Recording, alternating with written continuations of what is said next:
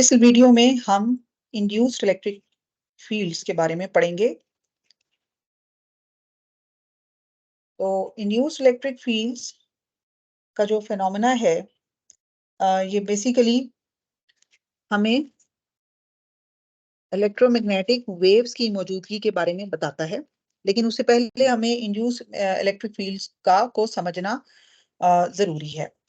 तो अ, अगर हमारे पास मैग्नेटिक फील्ड तब्दील हो, जैसा कि हमने फेराडे लॉ में देखा, तो वहां पर एक इंड्यूस्ड ईएमएफ पैदा होती है।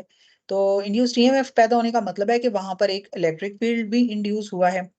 सो इन फैक्ट जो मैग्नेटिक फील्ड की जो तब्दीली है, यानी अगर किसी जगह के ऊपर एक कंडक्टर पड़ा हुआ है जो कि लूप की शक्ल में है, और वो कंडक्टर एक एक्सटर्नल मैग्नेटिक फील्ड के अंदर मौजूद है सपोज, और वहां पर हम मैग्नेटिक फ्लक्स को तब्दील कर देते हैं, यानी मैग्नेटिक फील्ड जो है वहां पर किसी वजह से तब्दील हो जाता है, तो उसके नतीजे में एक इंड्यूस्ड इलेक्ट्रिक फील्ड प्रोड्यूस होगा। So changing magnetic field will produce will induce electric field induce electric fields.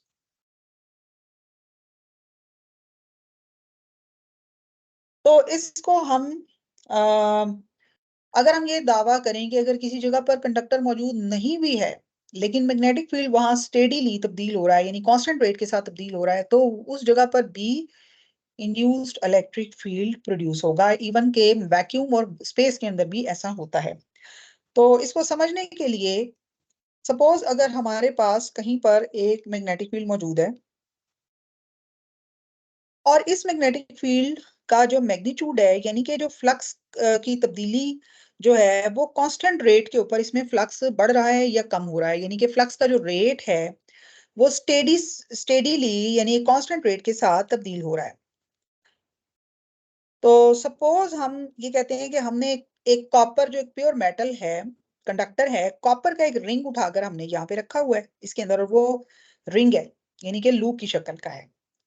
तो डेफिनेटली क्या होगा, अगर मैं इस मैग्नेटिक फील्ड को तब्दील करूं, यानी इसके अंदर जो है ये rate of change of magnetic flux produce होगा हो, तो उसी रेट से इस रिंग के अंदर इंड्यूस्ड इलेक्ट्रिक फील्ड प्रोड्यूस हो जाएगा।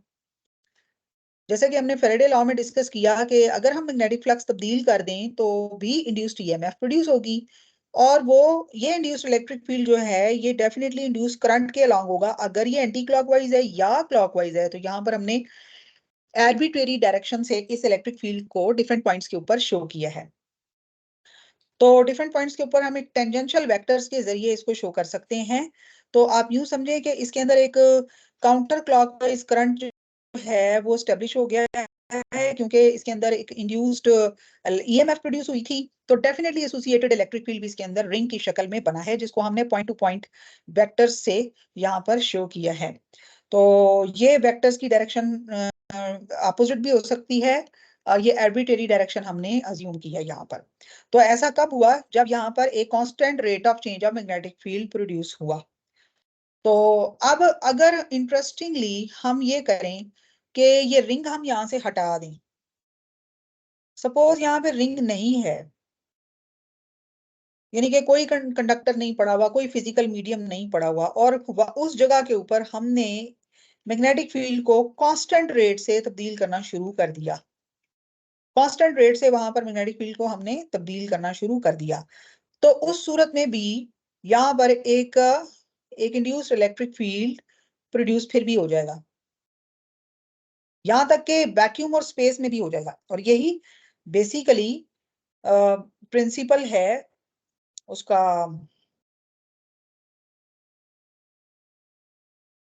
This is the principle of electromagnetic waves, यानी आप बिल्कुल मैग्नेटिक फील्ड को कांस्टेंट रेट पे तब्दील कर रहे हैं। जैसे कि आप इस बात को इस तरह समझ सकते हैं कि जैसे कि ये साइन वेव है, ये आपकी ये मैग्नेटिक फील्ड है, तो ये कांस्टेंट रेट पे चेंज हो रही है ना। तो अगर ये कांस्टेंट रेट पे चेंज हो रही है, तो इसके साथ एक एसोसिएटेड 90 के एंगल पर एक आप कह सकते हैं कि एक इलेक्ट्रिक फील्ड पैदा हो जाएगा। फील्ड वेव इस तरीके से फील्ड जो है चेंज हो रहा है तो उसके साथ बिल्कुल, और ये आप देखेंगे ये साइन वेव है, यानी ये कांस्टेंट रेट ऑफ चेंज है, एक ही मखसूस तरीके से ये तब्दील हो रहा है, और sine wave is a special case of circular motion.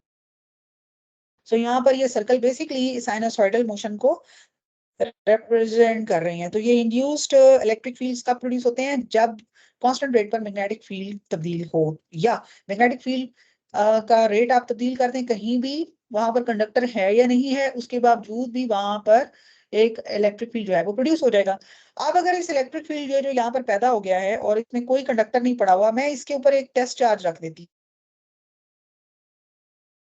तो डेफिनेटली ये फील्ड काम करेगा और ये टेस्ट चार्ज फील्ड की डायरेक्शन में मूव करेगा, तो it will travel some distance. तो इसका मतलब है कि ये यहाँ पर कुछ वर्क करेगा, तो वो जो वर्क है, चूंकि ये सर्कुलर है मोशन, तो वर्क जो होगा वो एफ डॉट डी एस है, और एफ जो है ये इलेक्ट्रिक फील्ड की फोर्स है, ठीक है, और जो लेंथ है वो इस सर्कल के बराबर है, यानी इसके सरकमफेरेंस 2 पाई आर के बराबर है।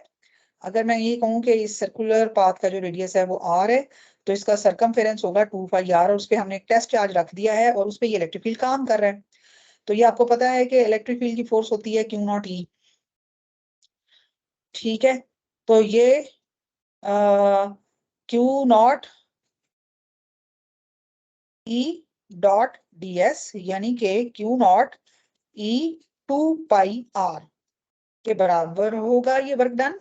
और अगर ये वर्क डन पर यूनिट चार्ज है, तो ये आपको पता है ये इंड्यूस्ड इलेक्ट्रिक फील्ड है, यानी कि ईएमएफ है, सॉरी इंड्यूस्ड ईएमएफ है, और ये 2 पाई आर ई के बराबर है इन जनरल। और यही चीज आपको पता है कि ये इंड्यूस्ड ईएमएफ जो होती है ये फैराडे लॉ के बराबर भी होती है, यानी कि ये फैराडे लॉ के इक्वल भी होती है। तो अब इसका मतलब है कि हम चूंकि लेफ्ट हैंड साइड 1 और 2 की इक्वल हैं, तो हम इनको इक्वेट, हम आपस में इसको इक्वेट कर सकते हैं। इसका मतलब है कि इंड्यूस्ड ईएमएफ जो है वो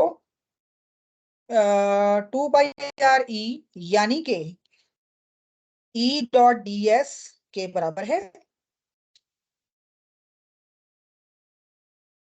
और ये इसके इक्वल है। तो अब फैराडे लॉ की एक नई शक्ल हमें मिल गई, और उसके अंदर हम इंड्यूस्ड ईएमएफ को इस तरह लिख सकते हैं, E dot d s minus d phi B by d T.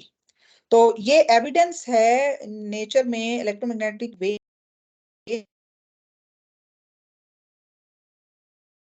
Waves का, कि अगर कांस्टेंट रेट के ऊपर मैग्नेटिक फील्ड, इलेक्ट्रोस्टैटिक्स के अंदर जो ईएमएफ होती है, जो इलेक्ट्रोस्टैटिक्स में जो वोल्टेज का कॉन्सेप्ट डिस्कस किया गया है, ये उससे बिल्कुल मुख्तलिफ है। यानी इलेक्ट्रोस्टैटिक चार्जेस की वजह से, स्टैटिक चार्जेस की वजह से जो इलेक्ट्रिक फील्ड होता है वो इंड्यूस इलेक्ट्रिक फील्ड से बिल्कुल डिफरेंट है। पहली बात तो ये है कि जो स्टैटिक चार्जेस की वजह से जो इलेक्ट्रिक फील्ड होता है, इलेक्ट्रिक फील्ड स्टैटिक चार्जेस की वजह से जो होता है, उसकी वजह से पैदा होती है वोल्टेज, ठीक है, gives rise to electrostatic potential, electrostatic potential. तो ये जो इलेक्ट्रोस्टैटिक पोटेंशियल है ये इंड्यूस्ड ईएमएफ नहीं है। क्यों? क्योंकि अगर इलेक्ट्रोस्टैटिक पोटेंशियल की मैं बात करूं, तो V A minus V B, आपको पता है कि ये 2 पॉइंट्स का डिफरेंस होता है, और ये भी आपको पता है कि ये कंजर्वेटिव है, यानी कि अगर वो points they are independent of the path taken, यानी ए से बी की तरफ जाने के लिए वो कोई भी पाथ ऑब्जर्व कर ले, ये बराबर है, ठीक है, यानी कि ये पोटेंशियल डिफरेंस सेम रहेगा। और दूसरी बात ये है कि अगर ये एक क्लोज लूप में है, तो यहाँ पर ये इसका जो आंसर है वो 0 आ जाएगा, यानी कि जो स्टैटिक चार्जेस की वजह से जो इलेक्ट्रिक फील्ड जो वोल्टेज पैदा होती है, वो क्लोज पाथ के अंदर उसका आंसर होता है 0, यानी जहां से आप शुरू हुए वहीं पे आकर खड़े हो गए, ये कंजर्वेटिव फील्ड की अलामत है, जिसके अंदर एक तो हमें सिर्फ डिफरेंस पता है वोल्टेजेस का, पॉइंट्स का, ठीक है, और दूसरी बात ये कि चूंकि वर्क डन सेम है और अपोजिट होता है एक डायरेक्शन में और दूसरी डायरेक्शन में, तो उनको आप एड अप करेंगे तो आंसर 0 आ जाएगा। ये कंजर्वेटिव फील्ड होने की उसकी एग्जांपल है। लेकिन जो इलेक्ट्रोस्टैटिक फील्ड है उसके अंदर जिस वक्त आप देख, जो इंड्यूस्ड इलेक्ट्रिक फील्ड है उसके अंदर आप देखें कि वो close path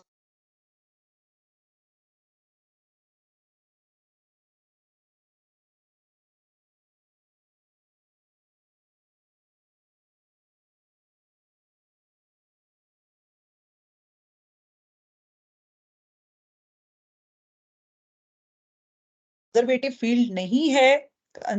induced electric field conservative field नहीं है, क्योंकि उसमें क्लोज पाथ में वर्क डन जीरो नहीं होता, वो ई डॉट डी एस के बराबर होता है। लेकिन जो स्टैटिक चार्जेस की वजह से जो इलेक्ट्रोस्टैटिक जो वोल्टेज पोटेंशियल पैदा होती है उसके अंदर वर्क डन क्लोज पाथ के अंदर जीरो होता है। तो इसका मतलब है कि ये यहाँ पर जो इलेक्ट्रोस्टैटिक फील्ड है ये कंजर्वेटिव है, यानी कि वर्क डन जीरो है क्लोज पाथ के अंदर, लेकिन ये कंजर्वेटिव नहीं है। दूसरी बात ये कि इंड्यूस्ड इलेक्ट्रिक फील्ड जो है ये चेंज इन मैग्नेटिक फील्ड की वजह से पैदा होता है, लेकिन जो इलेक्ट्रोस्टैटिक इलेक्ट्रिक फील्ड होता है ये स्टैटिक चार्जेस की वजह से पैदा होता है। तो ये डिफरेंसेस हैं मेन, जो इंड्यूस्ड इलेक्ट्रिक फील्ड और इलेक्ट्रोस्टैटिक जो स्टैटिक चार्जेस की वजह से जो फील्ड बनते हैं उनके अंदर होते हैं। इसलिए इलेक्ट्रोस्टैटिक पोटेंशियल का जो वर्ड है ये इलेक्ट्रोमैग्नेटिज्म में इस्तेमाल नहीं किया जाता, यहाँ पे हमेशा इंड्यूस्ड ईएमएफ का वर्ड इस्तेमाल किया जाता है।